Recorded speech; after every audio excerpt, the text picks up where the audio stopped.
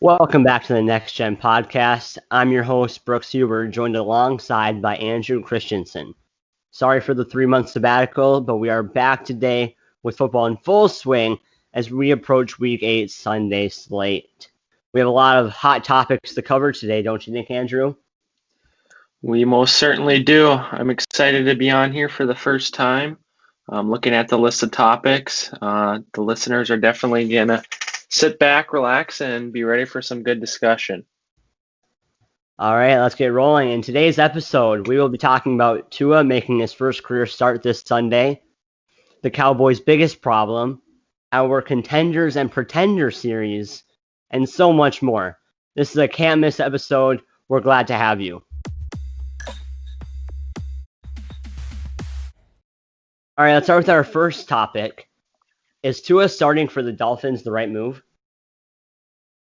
That's a great question. I think when you look at it in terms of winning, with the team being 3-3, Ryan Fitzpatrick, looking up and down as usual, I definitely think in terms of winning, it might not be the best play, but they drafted Tua with the number 5th overall pick to lead their franchise in the future. So, it's definitely the right move in the sense that, they want to start getting him going. So hopefully next year they can try and make a playoff push.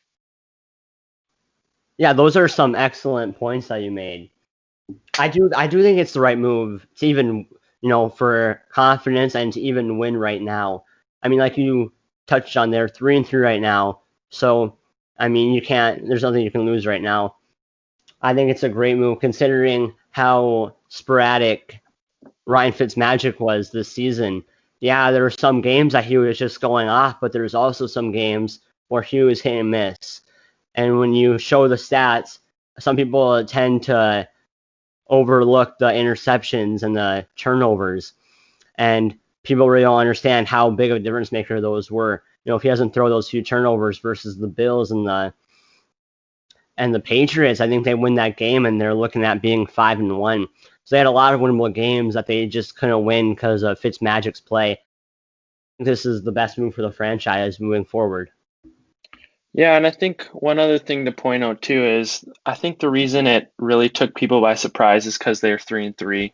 However, I can almost guarantee you at the beginning of the season, the coaching staff sat down in a room and discussed and said, we're going to put Ryan Fitzpatrick in, get Tua a little bit more healthy, and then after that bye week, we're rolling him in there, and he's going to be our franchise quarterback.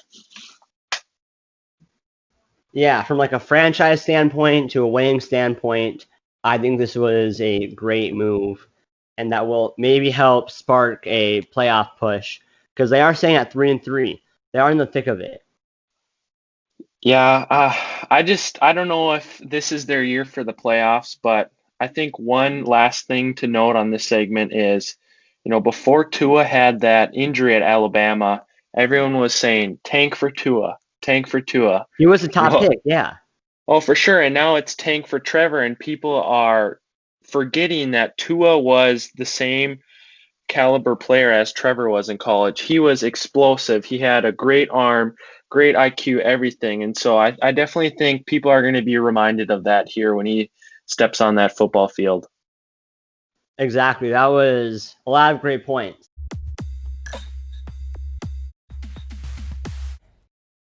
Let's just segue into our next topic for the podcast. Andrew, there were a lot of winners and a lot of losers from Sunday. Who was your biggest winner? That's a great question. I think definitely the biggest winner from week 7 was the Arizona Cardinals. What a game that was. Probably one of the most fun football games I've watched in a while. What do you think about that?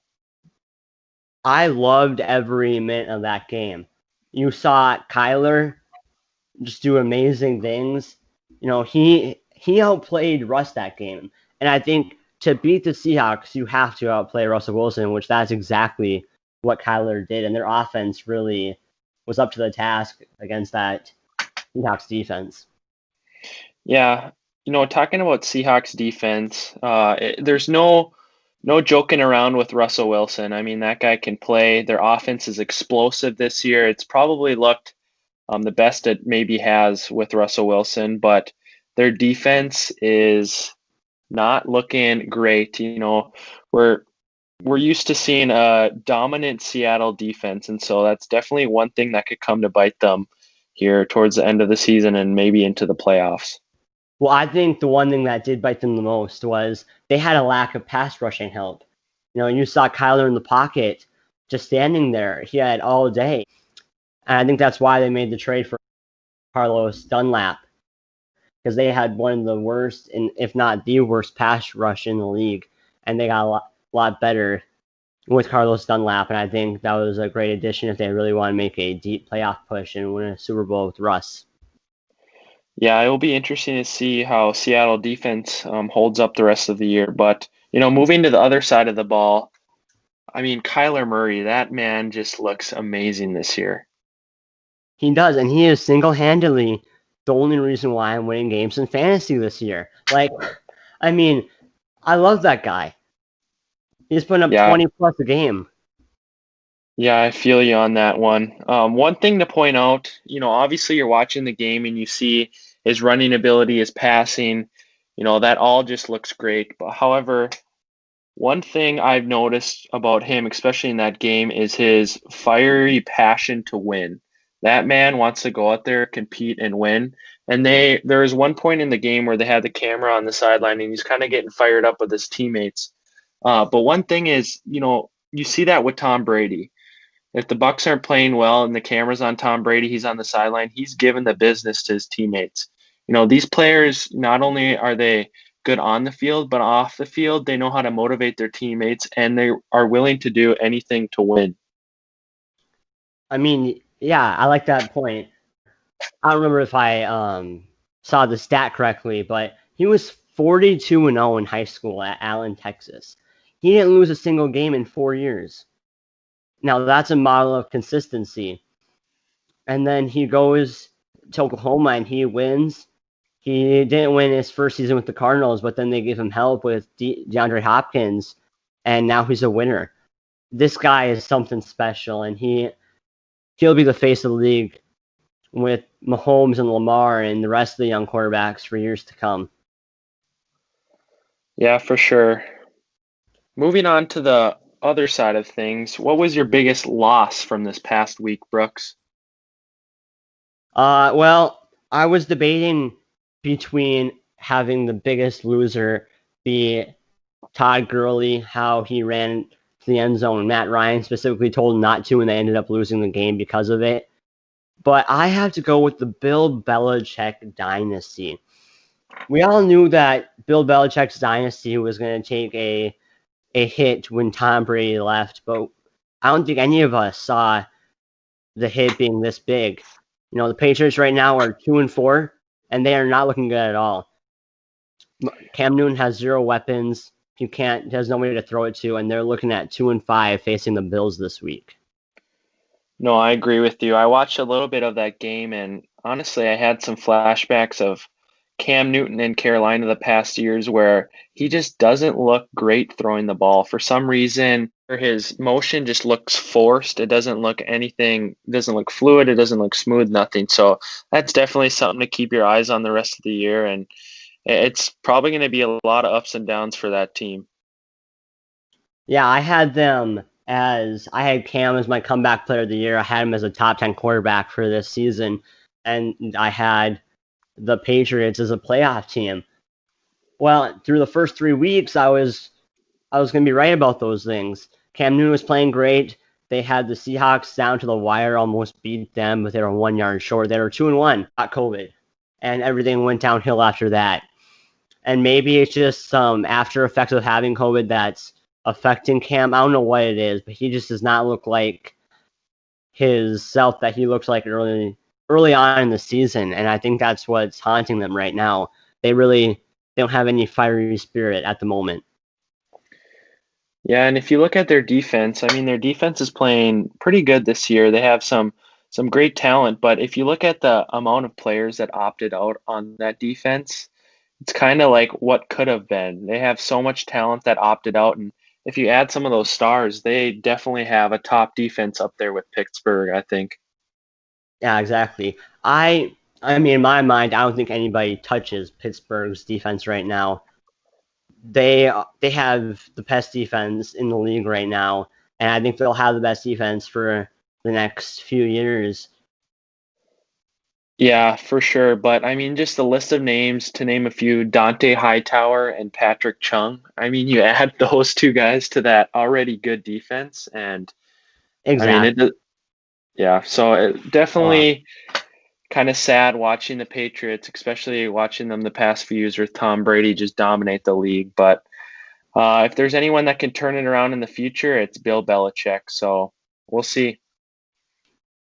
yeah, we'll see indeed. Now let's transition to my favorite segment of the day, booking it with Brooks. Andrew will give me 5 takes, and I will essentially tell him if I agree with it or not. Andrew, the floor is yours. All right, Brooks. So since this is my first time on Booking It with Brooks, I put together a pretty mean list for you. Are you ready? I can't wait. All right, so starting at the top, are you booking it that the Packers will win the NFC North this year and make it to the NFC Championship? They will win the NFC North. I have zero doubt in my mind about that. But as far as making to the NFC Championship, I'm not gonna book it. And here's why. I think the Bucs got a lot stronger with the addition of Antonio Brown and with their already great offense with Tom Brady now playing lights out because he has so many weapons and the emergence of Gronk. And then with the Seahawks on the other hand, yes, they lost to the Cardinals, but they still have Russell Wilson, who is, in my mind, the most talented quarterback in the league right now. So I think it'll be hard for them to get past those two powerhouses, but it'll be really close. It will come down to the wire in the divisional for sure. Yeah, I definitely see him winning the NFC North as well. I think I think I do like them making it to the NFC Championship. Just the fact that, I mean, without their game against the Bucs, if you ruled that game out, I think there'd be a no-brainer that they'd be one of the favorites. But you go back to that Bucs game, they lost 38-10, but I really don't think Aaron Rodgers was there. I don't know what was going on, but obviously it's uncharacteristic for Aaron Rodgers to throw an interception, let alone multiple. So I think you throw that game out of the books, and they're definitely up there as the favorite. Yeah, I really think Ndamukong Suh got into his head after that one hit in the first quarter. Aaron Rodgers wasn't really the same. I think he had PTSD from when he stepped on him back in Detroit. Oh man, I remember that. All right, moving on to the next one, Brooks. Are you booking it that Cam Newton will start the remaining games for the Patriots, barring any injury? I am gonna book that, but it all depends on how well he plays, and I think he will step up his play. But you can't blame him for the past few games being shaky. I mean, look who he's throwing at to right now. N'Keal Harry, he hasn't had a breakout game yet. He's not showing that he's an elite wide receiver that they drafted him to be. You have Edelman who's aging, and he's just not the same beast anymore. And then you look at James White and Sonny Michel, they're not really doing him Cam any favors. So I think Cam Newton will step up his game, and I think he will get that chip back on his shoulder after getting benched last week. So I am booking it that he will start the rest of the year. Yeah, I definitely think Cam Newton is under a lot of discrepancy right now. However, looking at his comments in the press conference, it's definitely evident that he knows that he needs to improve. He's definitely hard on himself and he knows where he needs to be in order to keep that starting role and to win some games. So I definitely think he'll remain as a starter, but we'll definitely see if he can bounce back after a tough one last week. Yeah, you said it best. Cam knows he has to play better, and he will in fact play better for the next few games to come. All right, moving to our last topic here, Brooks. Are you booking it that the Saints will miss the playoffs? You know what? I will book that. I think they will miss the playoffs. I mean, looking at their schedule, yeah, their schedule is not very tough, but you're looking at Drew Brees. Age is catching up to him. And you're looking at the stacked NFC. The Bears are 5-2. The Cardinals are 5-2. The Rams are 5-2. And the 49ers are sitting at 4-3 right now. The Saints are 4-2, but I think I really don't see them making the playoffs, and if they do, it'll be as a 7 seed. Yeah, so you mentioned briefly Drew Brees. He just doesn't look the same as he has in the past. I mean, granted, he doesn't have Michael Thomas out there, but you haven't really seen him this year air it out. And so, I mean, as an Alvin Kamara fantasy owner, I'm most certainly okay with that. But as a someone who enjoys watching the Saints, I almost wish I could go there and just tell Drew that he needs to start airing the ball out and really expanding the defense. Well, I mean, I don't think it's like wanting to. I think it's just like having the arm strength to do it. I mean, his age has definitely taken a toll on him now, and you can see that Tom Brady, he hasn't been airing it out as much, but then again he has a lot better receivers where you can make those throws and have his receivers make a play on the ball. But he hasn't had Michael Thomas yet this season. He had him for week 1, and Michael Thomas didn't really play very well. I think Drew Brees will improve with Michael Thomas back, but not to the extent where they go back to their previous year's form and they're a real contender. So, yeah, in my mind, they will not make the playoffs. Sorry, Saints listeners. Your fun's over. You had the last 3 years to make it to the Super Bowl, and you just really couldn't get it done. Now it's other teams' chances. Yeah. With the Bucs in their division, I think they're definitely going to have to go for a wild card spot, and there's going to be teams like Arizona and the Rams fighting for those spots. So it's definitely going to come down to hopefully, maybe the last game or so. Yeah.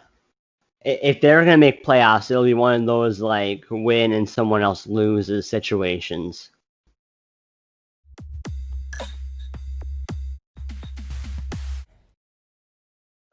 All right, Brooks. So now that we just wrapped up booking it with Brooks, I'm going to give a fair warning to the listeners. They might want to buckle up here because Brooks is about to let it loose on the Cowboys. So, Brooks, what do you think about the Cowboys this year?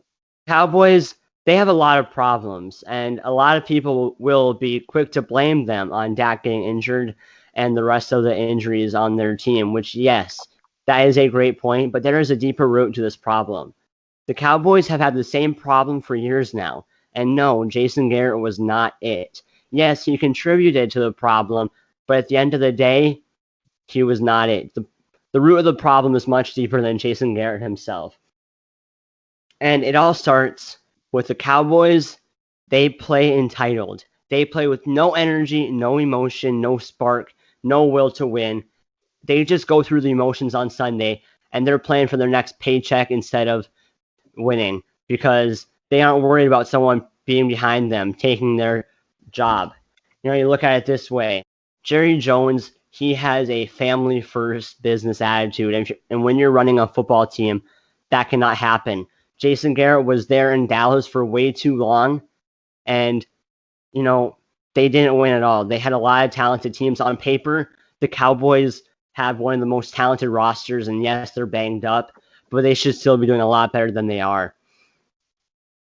Jerry, he hired Mike McCarthy because he knew that Mike McCarthy was not going to overstep him and make decisions on his own. He hired Mike McCarthy to be a little puppet. And is that puppet working? No.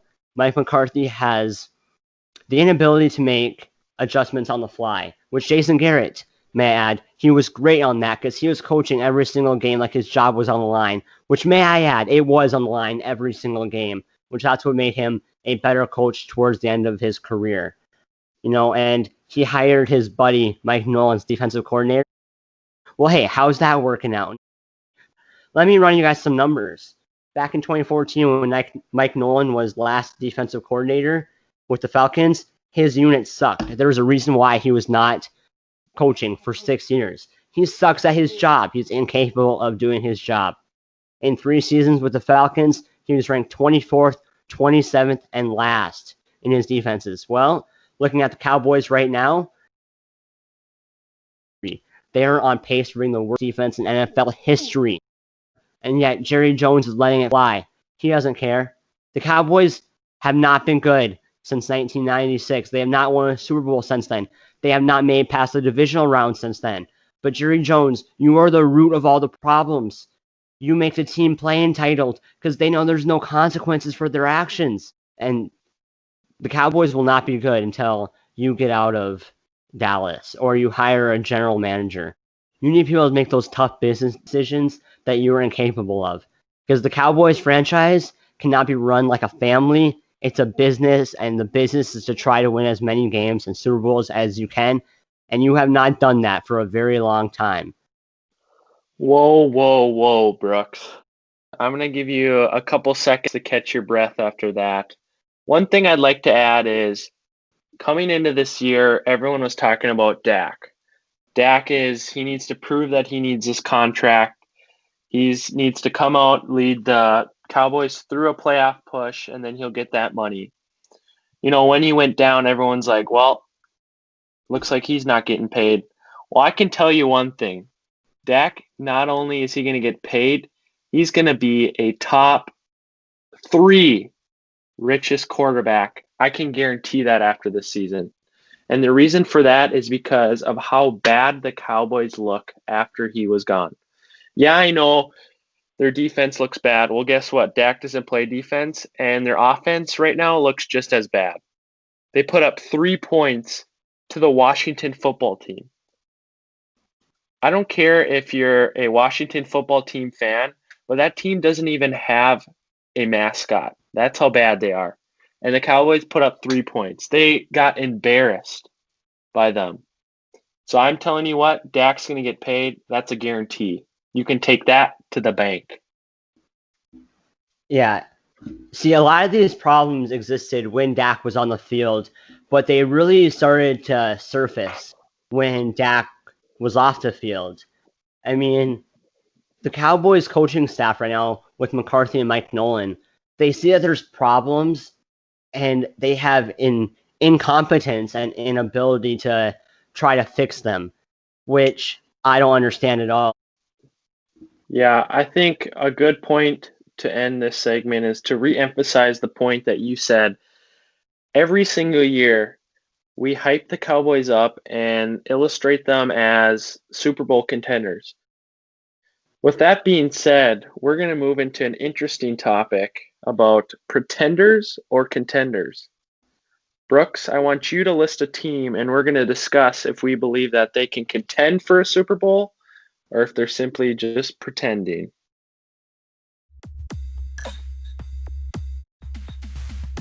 Well, let's start off with an easy one in my mind. The Chicago Bears. They might be the worst 5-2 team I've ever seen in my life. Are they a contender or a pretender? I think without a question they're a pretender. They have a phenomenal defense. I feel like the Bears for the past couple years have always had a top tier defense that has great talent surrounded by Khalil Mack.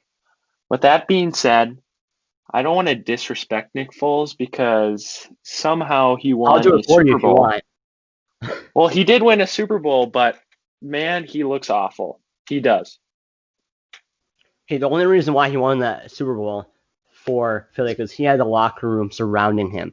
He had the city of Philly surrounding him. He does not have that in Chicago. He doesn't have the whole city supporting him. Yeah, they're fanning him and they're rooting him on, but he really inspired that season. It was like a Cinderella story for the Eagles, and you're just not seeing that with the Bears. He's not inspiring them to win. There's none of that.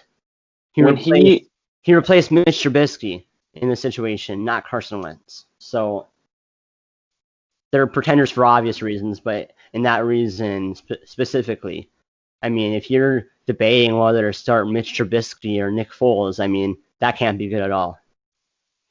When he steps on the field, he looks like an elementary kid going out for recess, about to throw a couple ducks around. Like, it does not look pretty. Somehow they've managed to win a few games, but if there's a pretender right now in the entire league with a winning record, it is the Bears. Yeah, without a doubt. For our next team,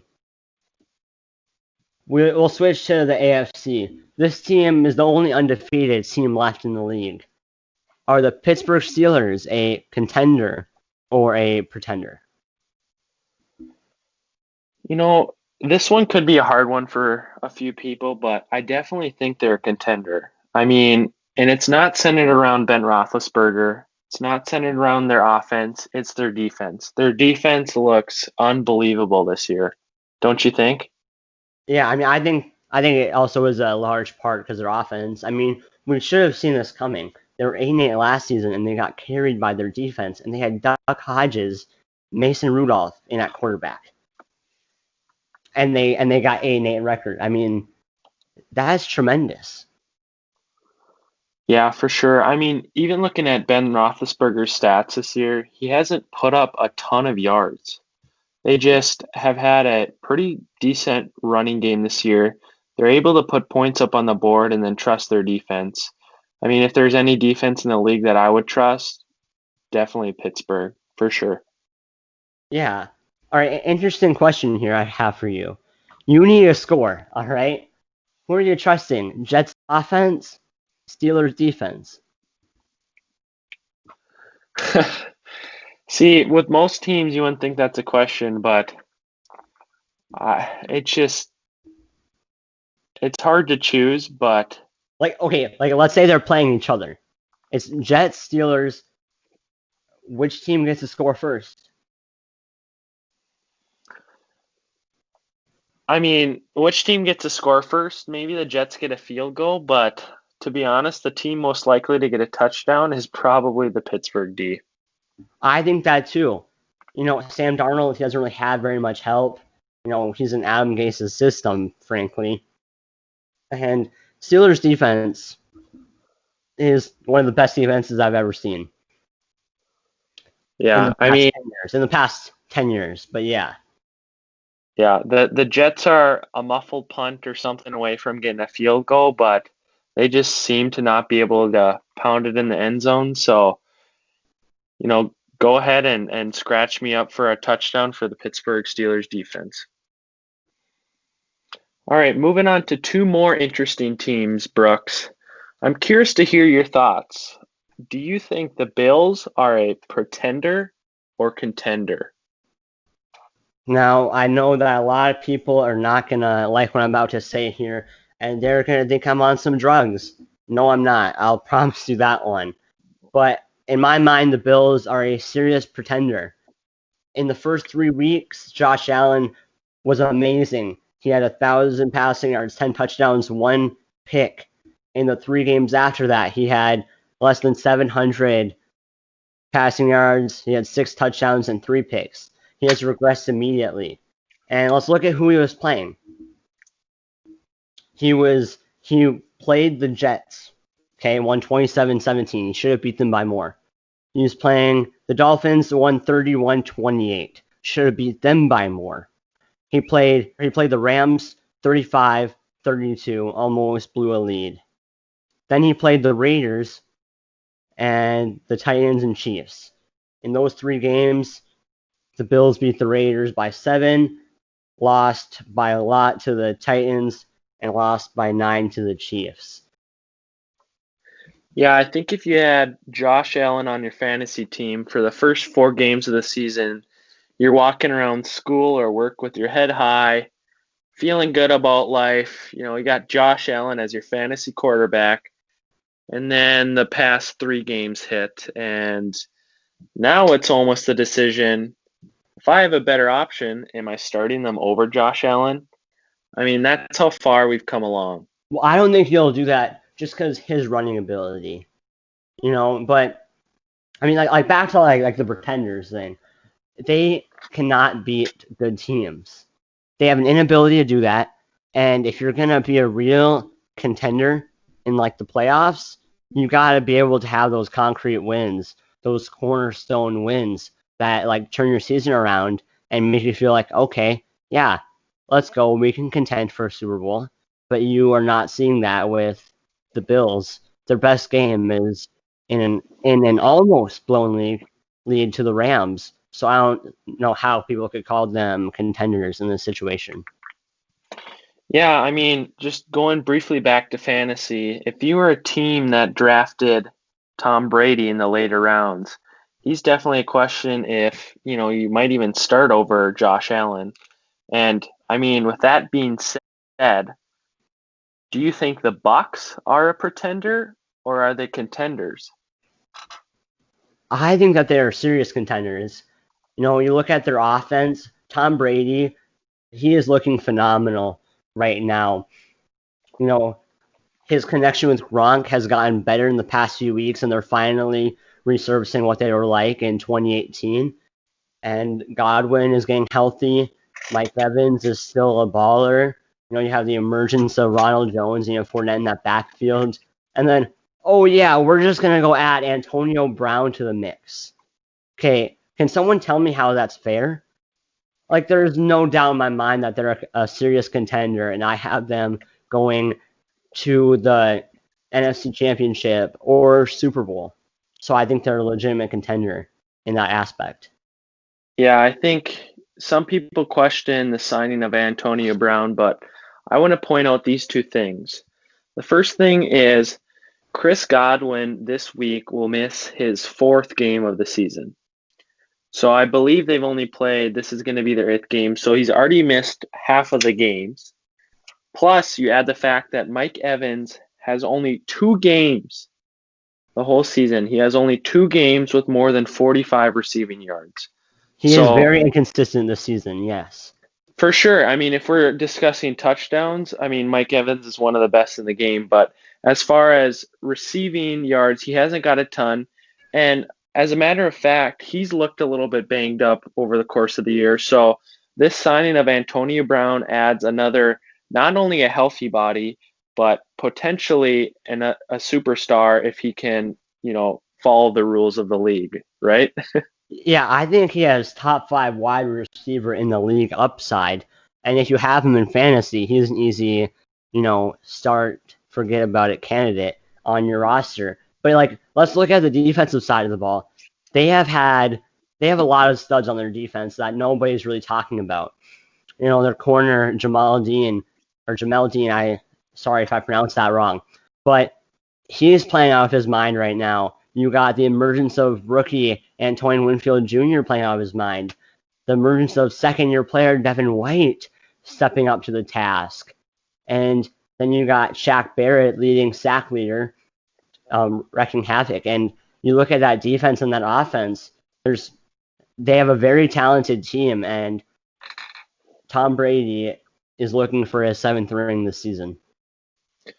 Yeah, and one more fantasy related input is I know some people are out on these Bucs wide receivers, but like I said, if even one of them doesn't stay healthy, the other two value is enormous.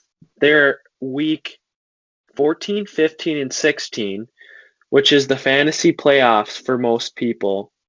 They play the 30th, 28th, and 27th worst pass defenses.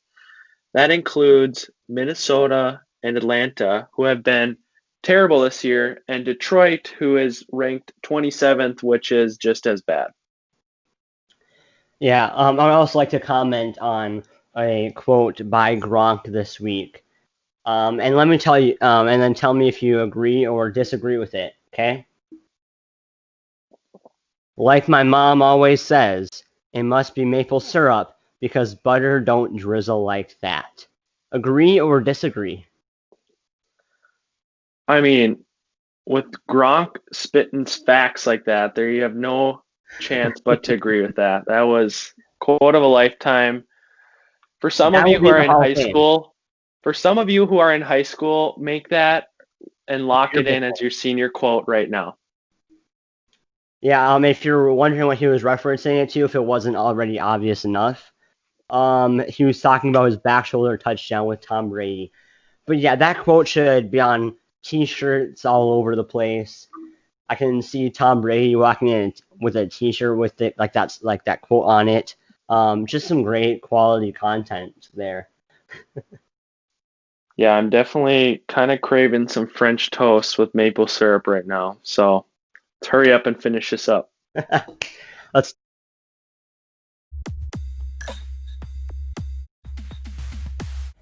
All right, Brooks, I want to thank you for having me on this podcast. I Yeah, want to thank all those Cowboy fans out there who just heard a very deep and passionate speech about their team. Hopefully, we didn't lose them as listeners, but I hope I can be back on here with you in the future, Brooks. yeah. Thank you for coming on. There will be many podcasts in the future that I would love to have you on. Thank you to everybody who has listened today. Cowboys fans, stay strong. Your time will come in the next 30 years, maybe. Other than that, everybody stay safe with COVID going on and everything, and have a great weekend watching football. Skol Vikes, baby.